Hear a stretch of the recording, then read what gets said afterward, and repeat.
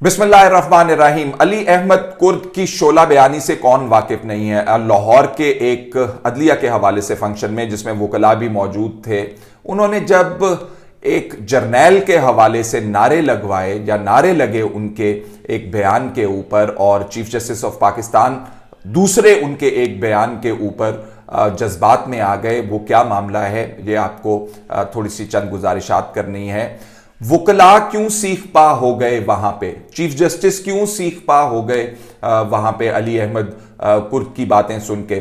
वकलान तो जोशो जज्बे के साथ अली अहमद कुर्द के जो बातें थी उनके ऊपर लबैक कहते नजर आए जब अली अहमद कुर्द ने कहा कि एक जर्नैल, वो कौन सा जर्नैल है, उनकी क्या बात है। पहले जरा ये सुन लीजिए, फिर मैं कुछ गुजारिशात करता हूं। जी, आपने सुना अली अहमद कुर्द साहब क्या कह रहे थे, और वकला जो हैं वो कैसे जज्बात के अंदर आ गए और आजादी के नारे मारने लग गए।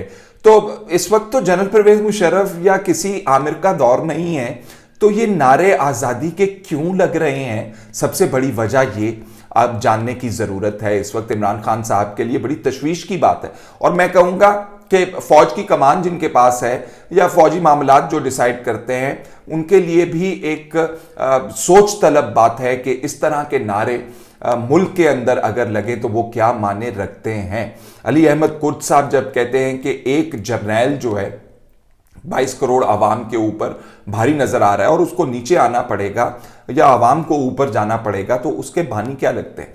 क्या वकला फिर एक तहरीक जो है वो चलाने के मूड में है, जिस तरह हमने वकला की एक तहरीक देखी जिसके नतीजे में जनरल परवेज मुशर्रफ को यहां से जाना पड़ा। वो उनको फोर्स कर दिया वकला ने, उनकी तहरीक ने, जो कि एक बहुत लंबी तहरीक थी। हमने खुद कवर की, हमने खुद देखी।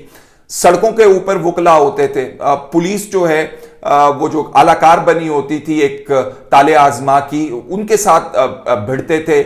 बहुत ज्यादा मार कुटाई भी हमने इसके अंदर देखी है। बहुत ज्यादा तवील ये एक जिद्दोजहद थी जो वकला ने जीती। तो क्या वकला फिर मूड में आ रहे हैं, ये बड़ा एक अहम सवाल है। और क्या इस मुल्क के अंदर वाकई किसी जर्नैल का कब्जा है या इमरान खान साहब की हुकूमत है। तो ये सवालात का जवाब जो है, मेरा ख्याल है जो इस हुकूमत को चला रहे हैं इमरान खान साहब, उनको देना चाहिए। किस जर्नैल की बात कर रहे हैं ये अली अहमद कुर्द साहब, उनके हवाले से बात कर रहे हैं जिनके हवाले से 2018 के इलेक्शंस के अंदर धांधली के इल्जामात लग रहे हैं, या फिर हमारे दोस्त कह रहे हैं कि जो वहां पे मौजूद थे उस फंक्शन के अंदर के जनरल फैज हमीद साहब के खिलाफ भी वहां पे नारे लग गए अली अहमद कुर्द साहब की तकरीर के बाद। तो क्या ये जनरल फैज साहब के हवाले से नारे लगाए जा रहे हैं या किसी और जर्नैल के हवाले से नारे लगाए जा रहे हैं, सोच तलब बात है।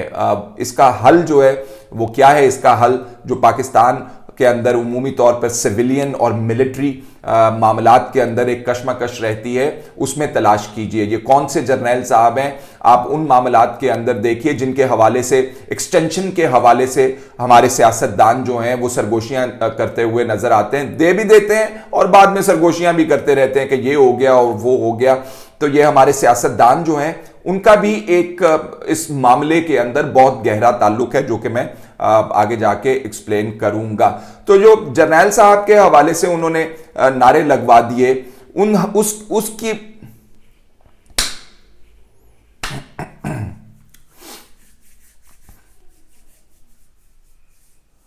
बिस्मिल्लाहिर्रहमानिर्रहीम। अली अहमद कुर्द साहब की शोला बयानी एक जर्नैल के हवाले से जो उन्होंने तकरीर की, उसके ऊपर वकला सीख पा नजर आए।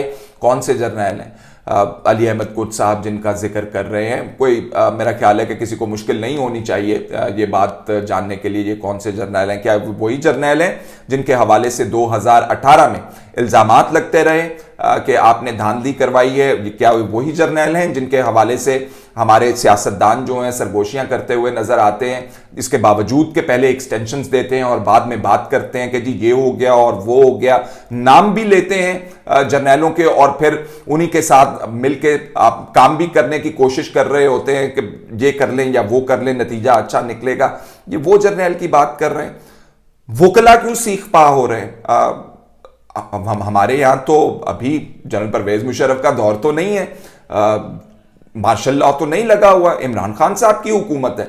तो उसमें अगर वकला नारेबाजी करते हैं कि छीन के लेंगे आजादी, तो इसका मतलब क्या है? क्या एक और तहरीक चलने जा रही है? तो ये ऐसे सवालात हैं जिसका मैं कहूंगा कि हुकूमत को भी जवाबात तलाश करने चाहिए, इमरान खान साहब को भी जवाबात तलाश करने चाहिए। आने वाले वक्तों के अंदर जिस तरह आपने पार्लियामान के अंदर मैं कहूंगा कि रेल रोड किए या एक धौंस से आपने कवानीन जिसके अंदर ईवीएम का कानून, समुंदर पार पाकिस्तानियों को वोट देने का हक का कानून पास किया है, वो आगे चल के तमाम आपके गले पड़ने वाले हैं। तो हुकूमत को भी सोचना है और मैं कहूंगा कि फौज को बतौर इदारा ये सोचना पड़ेगा कि अगर इस किस्म के नारे लगवाए जा रहे हैं या लग रहे हैं तो क्या मूड नजर आ रहा है और आगे क्या समा बनने वाला है।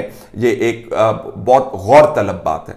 दूसरे अली अहमद कुर्द साहब की जो स्टेटमेंट थी, उस हवाले से हमारे चीफ जस्टिस साहब सीख पा हो गए जब अली अहमद कुर्द साहब ने कहा कि अदलिया जो है वो दबाव के अंदर फैसले करती है।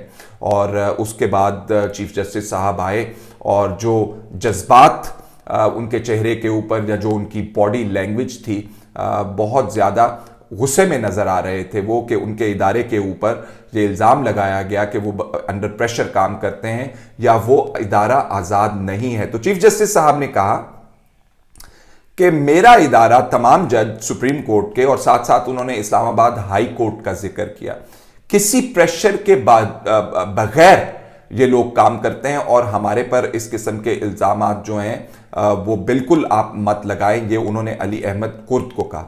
तो सवाल ये यहां पैदा होता है कि क्या हमारी अदलिया आज़ाद है?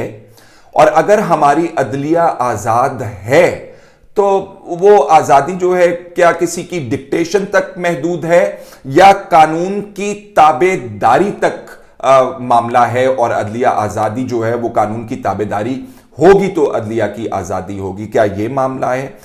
देख लेते हैं जरा होता क्या है हमारे मुल्क के अंदर। चीफ जस्टिस साहब तो लोअर जुडिशरी जहां पे ट्रायल शुरू होता है मुकदमात का, नैब का मैं इसलिए नहीं जिक्र करूंगा क्योंकि नैब को एक इंडिपेंडेंट इदारा कर दिया गया, लेकिन अपील्स यहीं पे आती हैं। तो एक बर्डन जो है मुल्क के अंदर जिस किस्म की बेहुदा किस्म की अकाउंटेबिलिटी की जाती है, जिसके सियासी मकासद हासिल किए जाते हैं, सियासी पार्टियों के बाजू मरोड़े जाते हैं, अकाउंटेबिलिटी नहीं होती। मैं ये नहीं कह रहा कि अकाउंटेबिलिटी होनी नहीं चाहिए, करें अकाउंटेबिलिटी, उसको किसी नतीजे के ऊपर पहुंचाएं। और मेरा ख्याल है कि ये आला अदलिया का एक बहुत बड़ी जिम्मेदारी है कि मुल्क के होने वाले एहतसाब को वो गाइड कर रहे हों।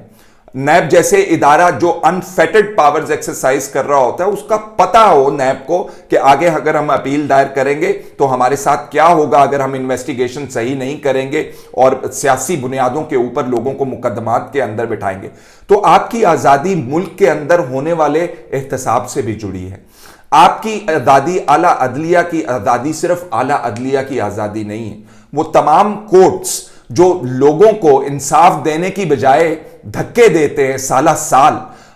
बेटा, आम बात है, मैं कोई नई बात नहीं कर रहा, बेटा अगर मुकदमा शुरू करता है तो बाप अगर मुकदमा शुरू करता है तो बेटे को शायद कहीं जाके कुछ मिलता है या नहीं मिलता है, साला साल गुजर जाते हैं। जो आपके मर्डर्स की ट्रायल हैं, जो आपके कानून के अंदर ट्रायल पीरियड लिखा हुआ है कि आपने खत्म करना है, कौन सा जज, कौन सी ट्रायल कोर्ट जो है उन तमाम चीजों को मद्देनजर रख के लोगों को इंसाफ दे रही है? सिविल मामलात जो हैं उनकी तो आप बात ही ना पूछें।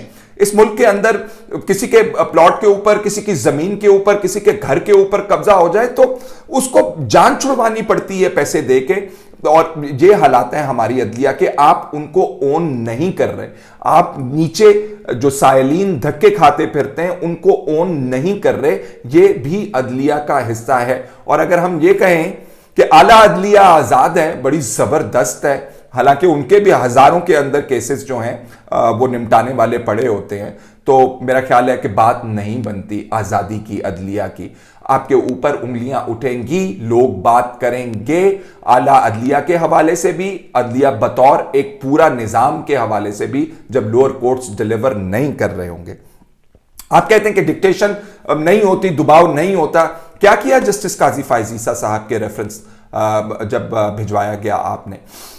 नाक की लकीरें निकलवाई गई जस्टिस फायज ईसा साहब की, ना सिर्फ जस्टिस फायज ईसा साहब की बल्कि उनकी बीवी की, मैं कहूंगा उनकी बेटी की नाक की लकीरें आपने निकलवाई, उनको मुकदमात के अंदर, अदालतों के अंदर घसीटा, उनको लिटिगेशन के मामलात के अंदर घसीटा और महीनों ये केस जो है जस्टिस काजी फायज ईसा साहब जो हैं वो खुद लड़ते रहे। एक सुप्रीम कोर्ट का जज जो इंसाफ लेने के लिए तिल मिला रहा हो, तो फिर आप कहें कि अदलिया आजाद है और किसी से डिक्टेशन नहीं लेते, कोई प्रेशर के अंदर नहीं आते, तो इन मामलात को आपको मद्देनजर रखना होगा। क्या बना उन मुकदमात का, ये सवाल बनता है यहां पे, जिनके ऊपर मेजॉरिटी से जजेस ने फैसले दिए और उनके ऊपर अमल दरामदी नहीं है। एक मामला इसमें यह भी था कि आप सुप्रीम कोर्ट की समाअत जो है वो ओपन कर दीजिए। अब तो इंटरनेट ने इतनी आसानी फराहम कर दी है, आपने एक लिंक देना है, एक कैमरा लगाना है और तमाम कार्रवाई जो है वो पब्लिक हो जाएगी। और इसके ऊपर मेजॉरिटी ऑफ जजेस ने सुप्रीम कोर्ट के फैसला दे रखा हुआ है अपने रजिस्ट्रार को। क्या किया आपके रजिस्ट्रार ने? कोई पता नहीं उस फैसले का अमल दरामद हो रहा है कि नहीं हो रहा। बहुत सारा वक्त गुजर गया, उसके अंदर एक तार नहीं लग रही उसको करने के लिए। ऐसे मामलात जब होंगे तो फिर लोग सवाल करेंगे। क्या हुआ मलिक रियाज साहब के केसेस के अंदर, जिन्होंने मलीर के अंदर जमीनें जो हैं वो हथिया ली और लोग जो हैं मारे मारे फिरते रहे और उसके बाद उसके ऊपर ठप्पा लगा दिया गया कि ठीक है जी, क्योंकि लोगों ने जमीनें खरीद ली हैं वहां पे, तो इसलिए अब हम मजबूर हैं, तो महदूद कर देते, हद कायम कर देते कि इससे आगे मलिक रियाज साहब नहीं जाएंगे और बाकी पैसे दे देंगे जो जमीनों के ऊपर उन्होंने कम रेट के ऊपर हुकूमत से खरीदी हैं या लोगों की गांव वालों की जो जमीनें उसके अंदर आ रही हैं। क्या कहता है कानून इसके ऊपर? कानून तो कहता है कि अगर लेट द हेवंस फॉल, आसमान भी गिर जाए तो आपको जस्टिस जो है वो करनी है। दूसरी तरफ नेस्ला टावर्स के ऊपर अगर आप कहें कानून का अमल दरामद हो रहा है वहां पे कानून का अमल दरामद, गिर रहा है वो नहीं गिर रहा, वो ऑर्डर दिया है आपने, अच्छा है, ठीक है, जो लोग गैर कानूनी काम करते हैं उनके खिलाफ होना चाहिए, लेकिन इवन हैंडेड हो। नेस्ला टावर को गिरा दो, मलिक रियाज से पैसे ले लो, उठेंगी उंगलियां, लोग बातें करेंगे आपके हवाले से। आपको इवन हैंडेड करना। जो लोग मुलव्विस होते हैं इन केसेस के अंदर, उनकी क्रिमिनल लायबिलिटी के हवाले से सुप्रीम कोर्ट क्या करता है? मलीर के अंदर डेवलपमेंट अथॉरिटी के अंदर, कराची जो डेवलपमेंट अथॉरिटी है, क्या लोगों को उन्होंने जिस तरह जलील किया, वो नाले वाला केस भी आपको याद होगा, गुज्जर नाले वाला, किसके खिलाफ कार्रवाई हुई? आपको कार्रवाई करनी है, लोगों को आपको लेके आना है, उनको उनकी सजा देनी है जिसने पैसे खाए हैं, जिसने लोगों को जलील किया है। अगर आप नहीं करेंगे तो फिर लोग सवाल करेंगे आपसे कि कितनी अदलिया आजाद है इस मुल्क के अंदर। जनरल परवेज मुशर्रफ के मामले के अंदर उनका ट्रायल हुआ, उनके ट्रायल के बाद उन्हें गद्दार कहा गया और उनको कहा गया कि उनको लाएं यहां पे मुल्क के अंदर और उनको सजा दें। किधर गई उसका अमल दरामद जो है? किसी को पता है क्या हो रहा है उस केस के अंदर? तो जब आप एक तरफ कानून की अमलदारी की बात कर रहे होंगे और दूसरी तरफ बड़े बड़े मुकदमात के अंदर सवालिया निशान लगे होंगे और आप कहेंगे कि हम जमहूरियत पसंद हैं और हम जो हैं मामलात को जो है कानून के मुताबिक निपटा रहे हैं, तो वो कानून के मुताबिक निपटते हुए लोगों को नजर नहीं आ रहे होंगे। आपको अपनी जजेस साहिबान सुप्रीम कोर्ट से लेके, हाई कोर्ट से लेके और लोअर जुडिशरी तक, जरा हाल तो देखें वहां पे अब क्या हो रहा है, वो उन तमाम मामलात को आपको देखना पड़ेगा। तो ये जो कहते हैं ना जी, जीन, जज, जर्नैल और जर्नलिस्ट, ये बात ठीक है, गुमराह करते हैं जर्नलिस्ट आपको। जजेस जो हैं, कौन से हमारी हिस्ट्री उठा के देख लीजिए, कौन सा ऐसा मार्शल लॉ था जिसके ऊपर ठप्पा लगा के एंडोर्स नहीं किया उस मार्शल लॉ को? कौन से जर्नैल ने जब मार्शल लॉ लगाया और कहा कि तौसीक कीजिए मेरे मार्शल लॉ की, नहीं किया किसी अदलिया ने, तो आपका इदारा जो है होलिस्टिकली उसको लोग देखेंगे। ना सिर्फ के जस्टिस गुलजार का दौर क्या था, जस्टिस तसद्दुक हुसैन जिलानी का क्या था, जस्टिस खोसा साहब का दौर क्या था, जस्टिस इफ्तिखार मोहम्मद चौधरी साहब का दौर क्या था, ख्वाजा साहब का दौर क्या था, जवाद ख्वाजा साहब का दौर क्या था, नहीं देखेंगे। होलिस्टिकली लोग आपके इदारे को देखेंगे। जब उन्हें इंसाफ नहीं मिलेगा, धक्के मिलेंगे इस मुल्क के अंदर, तो लोग हक बजानिब होंगे ये कहने के कि अदलिया आज़ाद नहीं है और दबाव के अंदर फैसले करती है। दबाव वो डंडे का दबाव हो, दबाव पैसे का दबाव हो, दबाव आने वाले वक्त के अंदर नौकरियां लेने का दबाव हो, वो दबाव ही कहलाएगा और उससे आज़ादी मुतासिर होगी। फिलहाल इतना ही, इजाज़त दीजिए, अल्लाह हाफिज़।